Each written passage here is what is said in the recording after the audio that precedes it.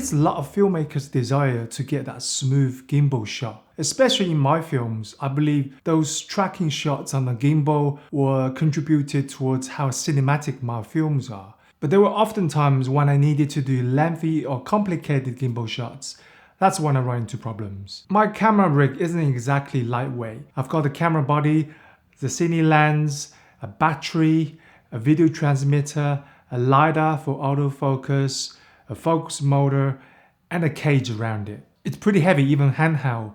But some people have said to me, just go to the gym. But I challenge those people who do go to the gym and is able to pull off a shot where you have to hold it for longer than a minute, with shots you have to lift up and go down below, and also extending it. It's just not possible without affecting the steadiness of the shot. So the solution is Thanos. No, not that Thanos. Although I think he probably can do it with just holding the gimbal with 2 fingers, right? Because his hands are so big and yeah. Anyway, it's a product made by DigitalFoto called Thanos SE. So basically it's a vest with an extended arm that helps you take the weight off the gimbal. Now, DigitalFoto did sponsor this video, but I've been using it for about a few weeks and I want to give the honest opinion of how I felt about the product, rather than just straight out of the box and demoing it. And a bit later in the video, you actually see some behind the scene footage where I used the vest to shoot one of my recent films. Everything you need comes packed in this bag, and I was really surprised at how light it was to carry it. Inside the bag, you'll find the vest itself, the extended metal arm, and also an accessory to attach your gimbal. Now let's first talk about how to attach your gimbal to the arm, because my first attempt didn't really go well. There are a couple of ways to attach your gimbal.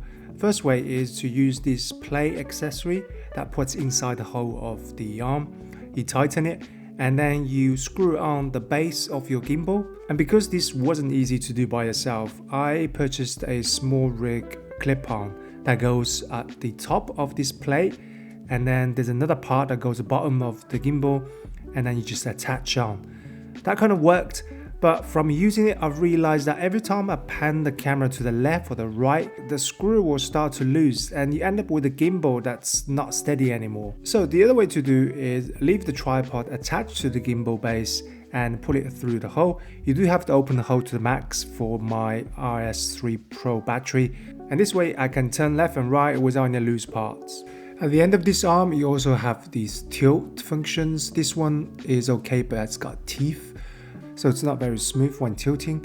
So what I do is I pull it towards me 90 degrees and put the gimbal the other way and use this tilt to tilt up and down, which is much smoother. This thing here let you adjust how much the arm go up and down, and there's another one here. I'll show you later how this works. Putting on the vest is pretty easy. You just pull it through your head and then attach the clips on your left, and then same again on your right, and then on your back.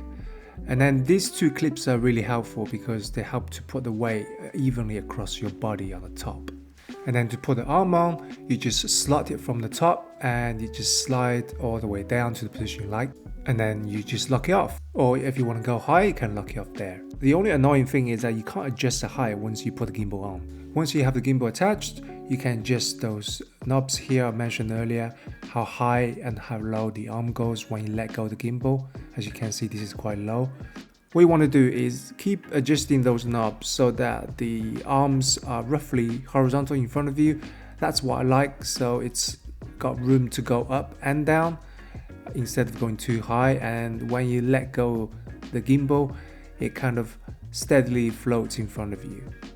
Now with this vest on, you gotta remember you still need to do the ninja walk to get the most steady shots. And by bending your body slightly forward, you can get those shots that goes up and down.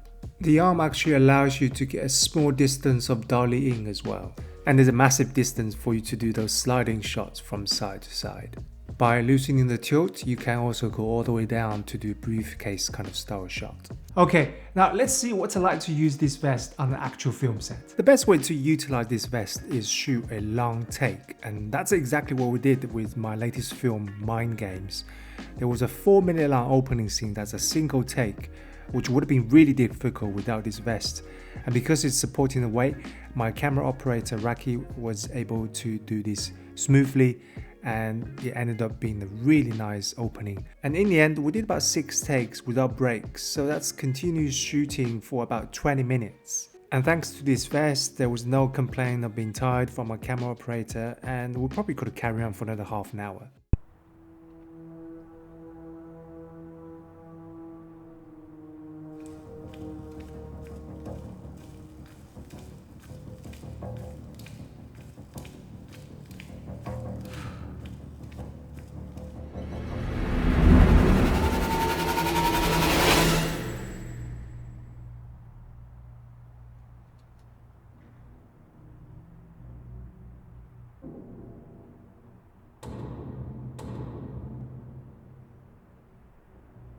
Towards the end of the shot, there's actually one scene that was really difficult to pull off. As you can see here, I'm doing a test shot to show my camera operator what I wanted, where the camera goes towards the actor, pans back to the killer, he comes in and stabs him.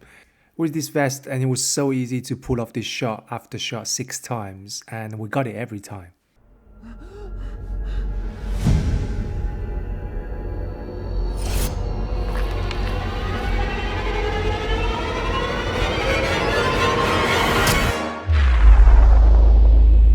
So to wrap it up, I think Thanos SE is a game-changing product for me when I want to pull off those lengthy and complicated gimbal shots.